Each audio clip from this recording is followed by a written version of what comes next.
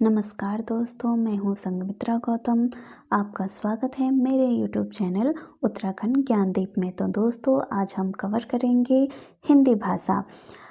दोस्तों, आपके सामने ये इंडेक्स है, आप देख सकते हैं।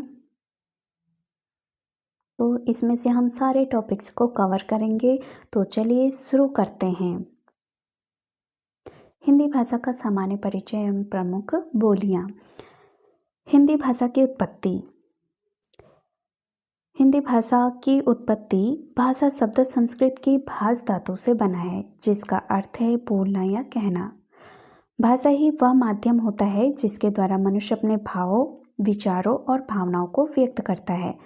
भाषा अर्जित संपत्ति है जिसे मानव अपने चारों ओर के वातावरण से अर्जित करता है। लाइन कर देती हूँ, इसको आप नोट कर लीजिएगा। प्रीवियस ईयर क्वेश्चन में पूछे गए हैं क्वेश्चन। भाषा वाक्यों से, वाक्य शब्दों से एवं शब्द मूल ध्वनियों से बनते हैं। इस प्रकार वाक्य, शब्द और मूल ध्वनियाँ ही भाषा के प्रमुख अंग हैं। पंडित कामता प्रसाद गुरु के अनुसार भाषा वह साधन है जिसके द्वारा मनुष्य अपने विचारों दूसरों पर भली भांति प्रकट कर सकता है और दूसरों के विचार आप स्वयं समझ सकता है। को 3 भागों में बांटा गया है।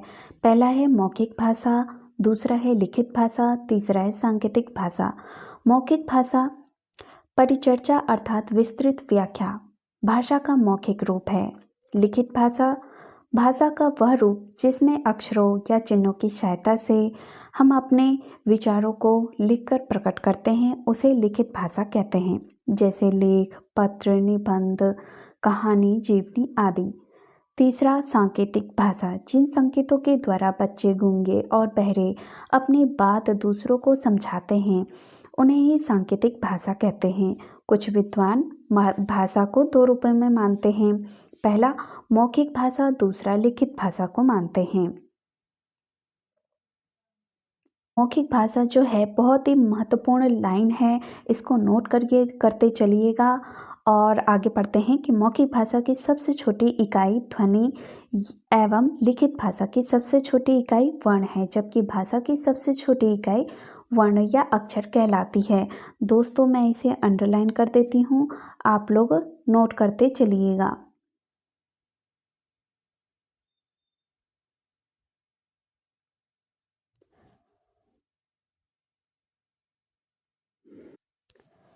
वर्ण वर्ण ध्वनि के लिखित रूप को वर्ण कहते हैं एवं वर्णों को लिखने के लिए जिन चिन्हों की आवश्यकता होती है उन्हें लिपि या लिपि चिन्ह कहते हैं।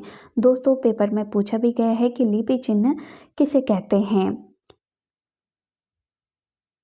तो वर्णों को लिखने के लिए जिन चिन्हों की आवश्यकता होती है उन्हें लिपि चिन्ह कहते हैं, अर्थात ध्वनि के लिपि चिन्हों को वर्ण या अक्षर कहते हैं।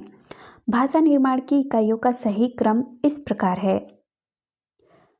दोस्तों, इसे नोट करते चलिएगा, बहुत ही इम्पोर्टेंट लाइन है कि भाषा निर्माण कैसे हुआ था और इनका सही क्रम बताइए।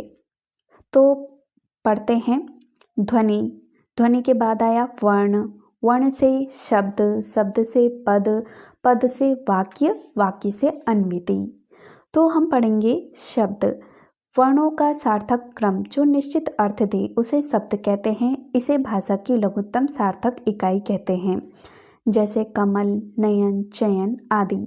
दोस्तों, पेपर में ये भी पूछा गया है कि शब्द किसे कहते हैं, वाक्य किसे कहते हैं, तो आप लोग नोट करते चलिएगा। सार्थक वर्ण समूह शब्द कहलाता है और जब यही शब्द वाक्य में प्रयुक्त होता है तब इसे पद कहते हैं।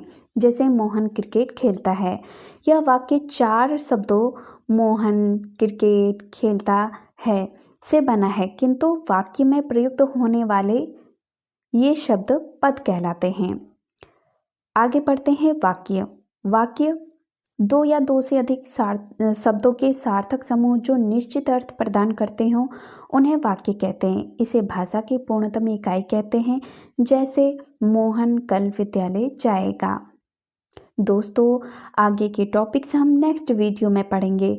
दोस्तों अगर आपको मेरा कंटेंट्स अच्छा लगे, पसंद आए तो प्लीज़ ज़्यादा से ज़्यादा लाइक शेयर कमेंट कीजिएगा और सब्सक्राइब करना ना भूलें।